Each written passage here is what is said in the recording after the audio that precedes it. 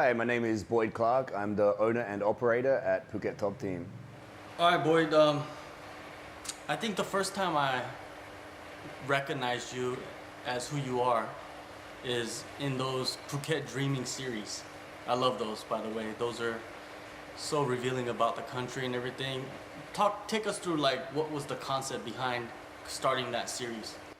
Yeah, I guess I wanted to get pretty raw with everything, with our social media, with our presentation. I built this gym to help produce fighters. You obviously need beginners, intermediate, advanced. You need all levels. You need everyone to come through and embrace it. And I've grown more and more on that as the years went on. I used to just really want to push the whole fighters thing, and I still do. But now I actually have built a lot more respect for someone who just chooses martial arts as a lifestyle. So someone who just wants to be a martial artist all of their life and just continue going down that path. I have equal amount of respect and love for that as I do a combat fighter. So we kind of try to embrace both of them and build them up.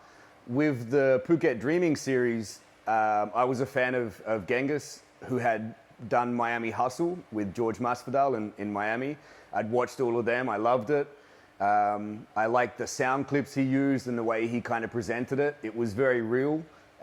Gave people a good look at what combat sport really was from behind the lens. And we were lucky enough that when I hit him up, he was available. He came out here and we just jumped straight to it. In the series, I feel like you guys show a different side, of the island, and you get really in depth with some of the fighters that you've brought in. You've had a bunch of fighters. They might not have been part of the series, but you've brought in so many like Chris Cyborg and Michael Bisping. When you brought those fighters in to train here, what was the impact of that? Huge, right? Like definitely huge. Like, I guess somewhat surprisingly, so Cyborg was the first big name. We had other UFC fighters. We had Joseph Benavidez and a couple of other people come through early periods.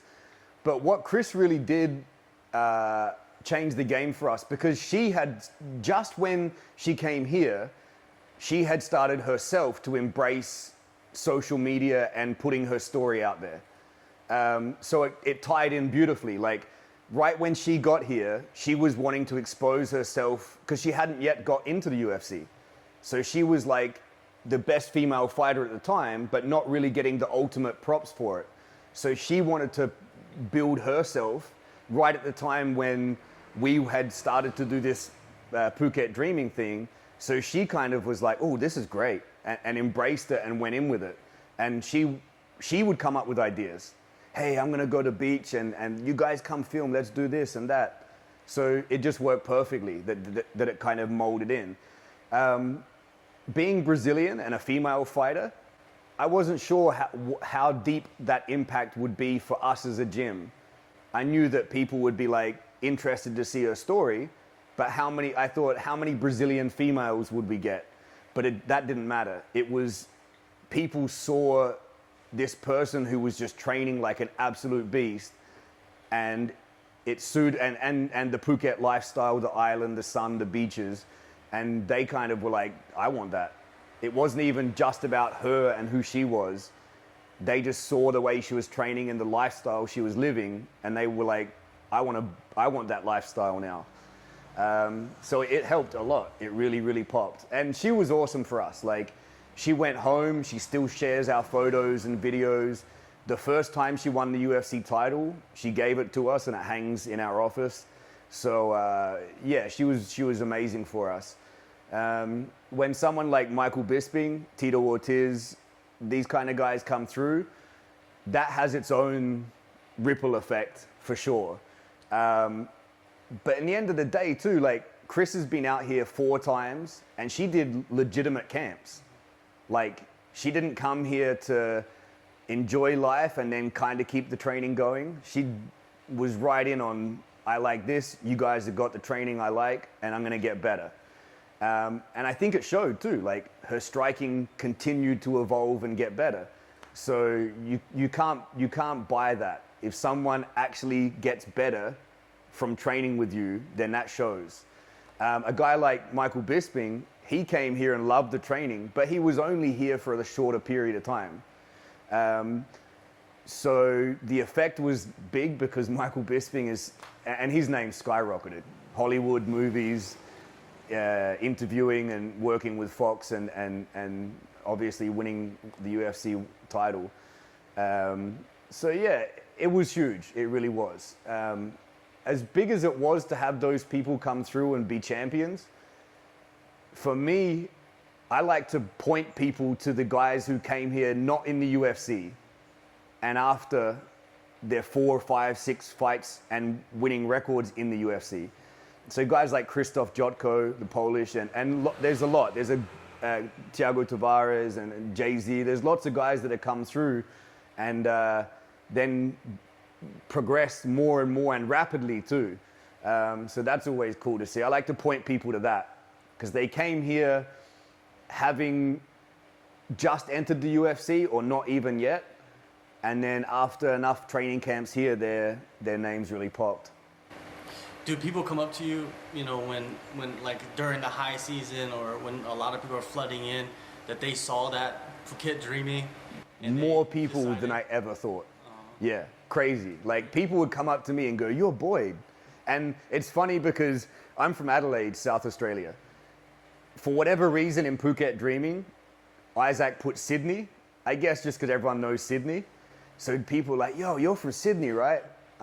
Yeah, like, you know what I mean? But it was surprising to me how many people really dug the series, which is why we continued it on and I'm going to continue it on. The next part of the story is going to be interesting for Phuket Dreaming because the dream went whew, and closed. Like people couldn't embrace the dream. They couldn't get here to enjoy the dream. So now it's like we're going to turn what was a bit of a nightmare with the pandemic back to the dream and continue it on. So I don't know. Personally, I enjoy it. It's a cost to create something like Phuket Dreaming. And the fear was it doesn't equal money. Like we used copyrighted music because I like that music. So we don't earn monetization on YouTube.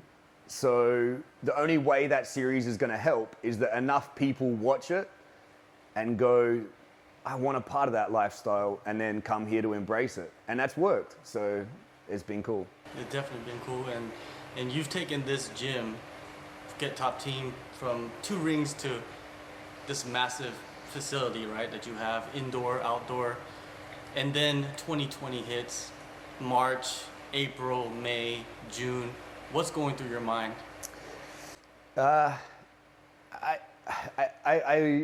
I do live in a realistic / negative outlook sometimes. Whenever I watch a fighter of mine fight, I'm looking at all the things they did wrong first, right? And that's kind of when the pandemic came, I was like, all right, what's all the stuff this can really affect? How's this really like? And looked on the more negative side. And maybe that helped a little bit, but even me looking at the most negative, more detrimental outcome, I was still wrong. It was worse. I couldn't have thought 22 months later, we're still waiting to see if we can make any income. I thought, geez, this could be a whole year. Like I'm researching the vaccines. I'm seeing how long they're going to take. I was like, oh, it's going to be 8 months. So that would be get to Thailand. Thailand does things a bit slow. It might be like 12 months until we start to have enough people vaccinated. 22 months later, Delta, different situations. And then something I hadn't accounted for was it doesn't even matter what Thailand wants to do. It also matters every internal politics of each country and what they want to do with their situation and their people. So yeah, the effect is I can't put it in terms monetarily, physically, emotionally. It's all as bad as you could imagine it to be. I would say one thing, and it's almost a negative positive comment.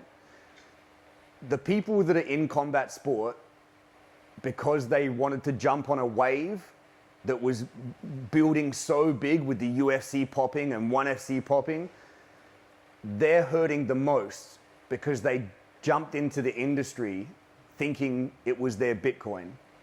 I'm getting in when this thing's surging. We got in and then it surged. We were lucky in that way. So, but we got in because this is just what I'd like to do. So if I can sleep in my office, wake up, and still have a gym, I'm good, right? Like, I can survive there and we can keep moving from that point. Also, like, I can hold pads. I can train people in strength conditioning. If we're right down to no employees and it's just me standing here, I can build from that. If people got into this as an investor, they're going to have a much harder time and really question what they're doing and maybe go back to looking at selling nuts and bolts or building websites or whatever it is they might have done. So in a way, maybe it weeds out some of the people who are trying to ride the economic wave of combat sport. I don't know if that's a good thing or a bad thing. All I know is that I'm not that, so we're here to stay. And let's see how that goes, you know? Like, I've been to Isan and Bangkok and I've seen the small gyms, and there's always still a toothless Thai guy sitting there with a smile. I'll be that guy. I'll be the guy who's not getting the income, but I'll sit there with a smile because I'm still in combat sport. So in a way, I can't lose more. Like, if I'm still allowed to have a gym and be in combat sport, cool, I'm winning. On the island, you know, there were a couple main gyms, your gym, Tiger, aka Thailand, Fight Club, and then when the pandemic hit, you know, people were trying to hang on to their jobs, but then also as time passed, they started to scatter. And what do you think is the impact of that whole, just everybody trying to scatter and finding a piece where they can fit in? Yeah, it's tough because a lot of gyms, and I've learned this too. Like, at the start, I was jealous and protective. I used to think that a fighter was mine, which is ridiculous, I know, but you feel that because sometimes the fighter doesn't know how much you've actually put in for them because they're busy too. They train every day and they're putting their life on the line, so that's all they think. And they don't always realize the cost that you give to marketing and the emails to get them the best fights and the negotiation to get them a decent contract and the coaches that you pay to train them for no return, no income. And so then you feel like he knows that I'm in for him for life, so then he would be in for me for life. But then something like this happens and they bounce, or it had happened anyway before the pandemic. Guys always bounce and whatever. So I had at least learnt that lesson of, like, a fighter isn't mine at all. It's an independent pursuit. Fighters bounce from coaches all the time. Deontay Wilder, as soon as he lost, boom, coach gone, new one. You can knock it, you can not knock it. It's every fighter has that independent choice. But at least I had learnt that lesson pre-pandemic. So when people wanted to go to wherever someone was willing to then support them next, or to get the better training, better sparring, whatever it might be, in America, in Dubai, those markets opened up very early and embraced and took a lot of the fighters that had been through Thailand. Especially Dubai. Like, I see so many of the fighters from Tiger, Top Team, aka Fight Club, in Dubai because it's open and they're embracing them a lot. But I do also know, like, I would rather be sitting on a beach in Phuket in between training sessions and paying 200 baht for a massage and working with some of the best Thai trainers than being in the desert of Dubai and paying $52 for some sushi. That's just me. And I feel like a lot of fighters feel that way too. So they're doing what is best for them now, but I think that returns to here. Phuket the beaches got better. The jungles look nicer. The waterfalls look fresh again. Like, the island has only gotten better as an environment. Like, the business is suffering, sure, but the actual environment and the island itself and the reefs and stuff, everything's able to grow back again. So, I mean, the lifestyle that we showed in Phuket Dreaming, that's still here. And that's what people love the most. So I think it all comes back. It's just a matter of when. So it's a waiting game. And I guess those who are in it for the right reasons probably have a bit better chance of survival. On the island also, I don't want to say post-COVID, but COVID is, kind of getting better managed throughout the world. Still not the best yet, but there have been more gyms popping up during this downtime on the island. Do you feel like that will have a positive impact for your gym and all the other gyms, that there's more selection? I don't know. That's a tough one because pre-pandemic, there was still new gyms popping up. And my theory then was like, man, like if we're offering a good thing, all that's happening then is just more people are going to see Phuket and get exposed to it and come through Phuket. So it wasn't a worry then. Then when the pandemic hits and there's still gyms opening, and the reason they were opening not because the pandemic hit, but because they had already planned to do so and they just continued through the pandemic to go on with their actions. I mean, I'm concerned, but I guess I'm more concerned for them than me. I feel like at least we've built our name.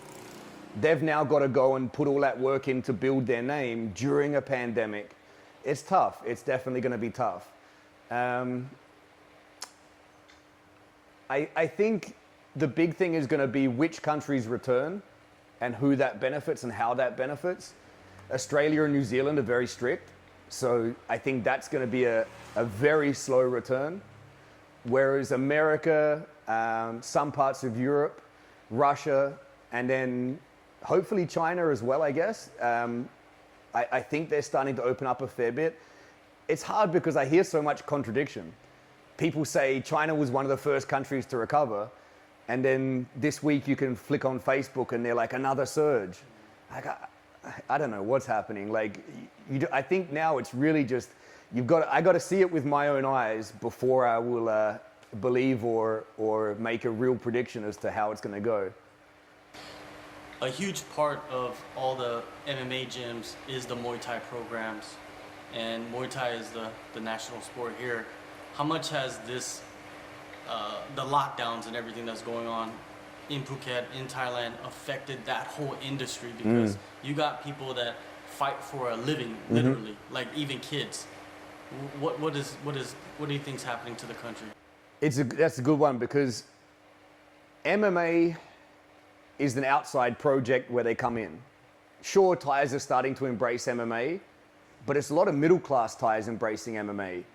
The poor have always gone into Muay Thai. Muay Thai is really, really hurt. The Muay Thai that we know, Lumpini, Rajadamnern, the rankings, the stadiums, is more hurt than I think most people know outside of Thailand.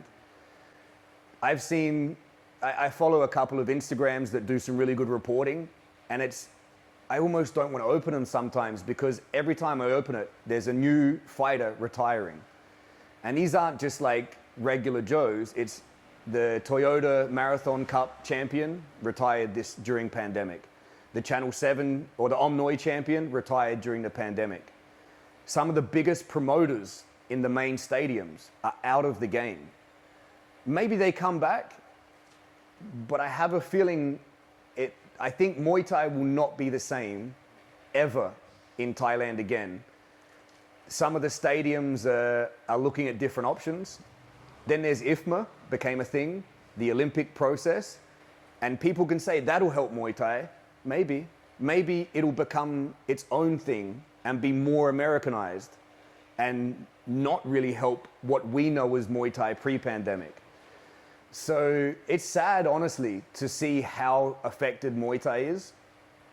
ONE FC changed the game of Muay Thai as well because they have signed so many of the top talent, so you don't see them appearing in the stadiums as much. That was a little bit of a knock to the local Thailand Muay Thai. Then the pandemic.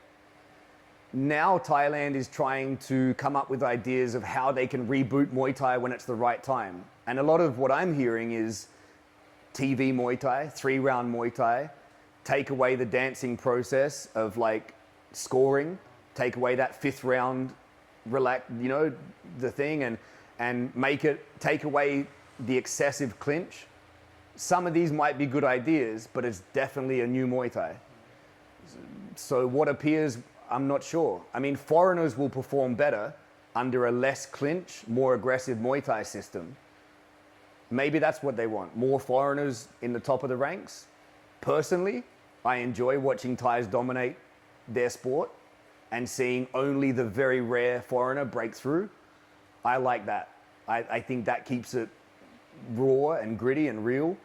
The gambling's completely changed, for better or worse. Gambling can be negative for Muay Thai for sure, but it's money, and money runs combat sport. The gamblers they can't stand there and watch what they're gambling on. That's a big negative to the thing. Fighters receive sometimes double their actual pay in tips right there and then in person. I don't know if that'll happen the same if those gamblers aren't right there and on the spot. The local stadium here in Phuket is Bangla. They haven't reopened yet. They have never filmed their fights or broadcasted their fights. So how are they going to earn? They have to sell tickets. When's that going to be? I don't know. Muay Thai is super affected, and it's worrying. I hope that the government can put some support in there. I hope big names like Pechindi, Jit Mungong, Kiet Pech, I hope they band together, and they seem to like keep this thing alive and keep it going. I think you're going to see more Thais move into kickboxing and MMA because they see that as a potential for international growth and going to other countries which pay more. It's definitely an interesting time for combat sport on one side, but then Muay Thai on its own in Thailand. It's going to be really interesting to see how it plays out. Do you think MMA will ever make it into the Olympics?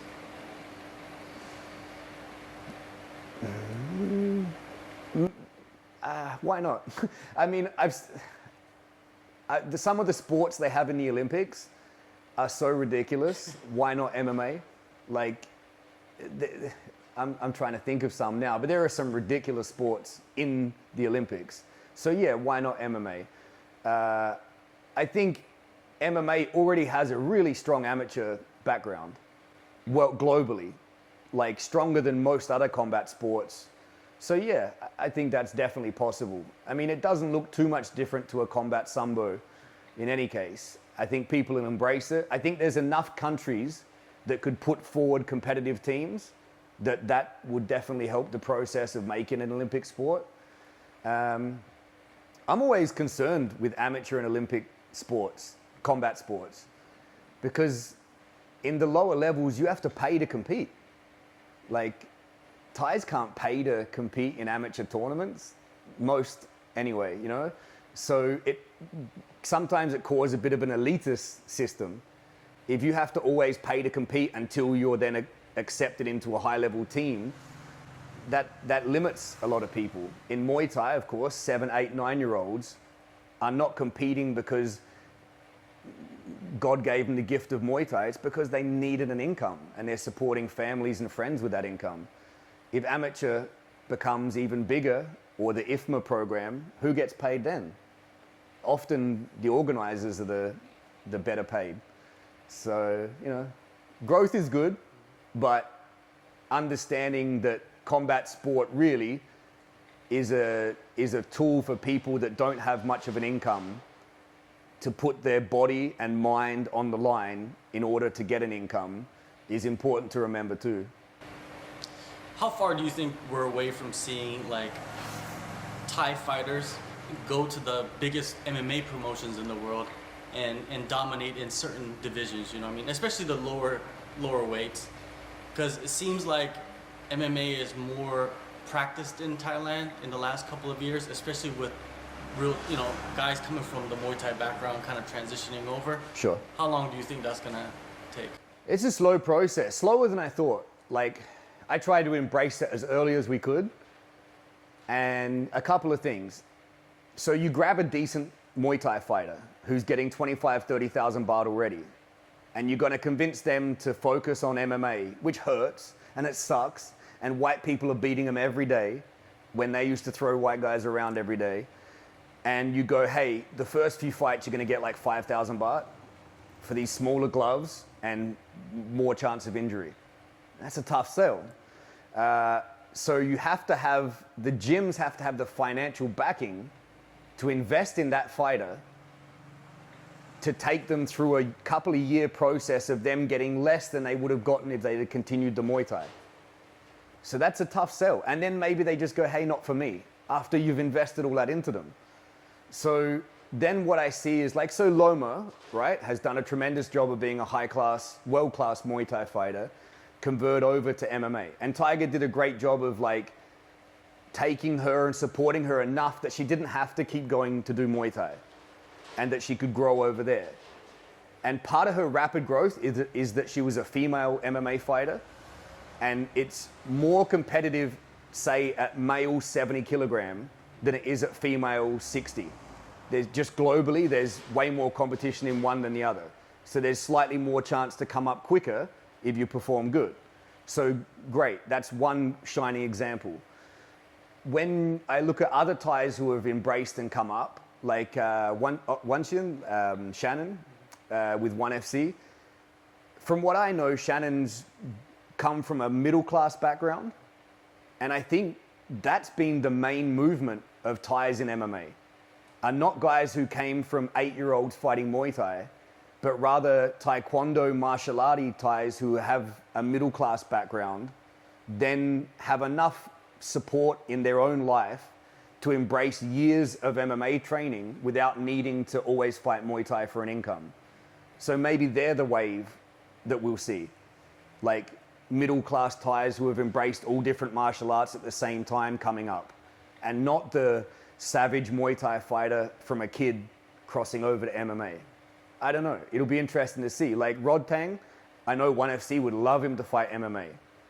I'd like to see him fight MMA, sure. But his bread and butter is Muay Thai. Imagine he goes to MMA and it's a dislocated shoulder, and that, I don't know, it'd be interesting. But I think focusing and looking at the martial artist side and of Thais, not just the young Thai fighter, I think they're going to come from the martial arts. Judos, jiu-jitsu, as in traditional jiu-jitsu. I think that the Thais we see in MMA might come from that.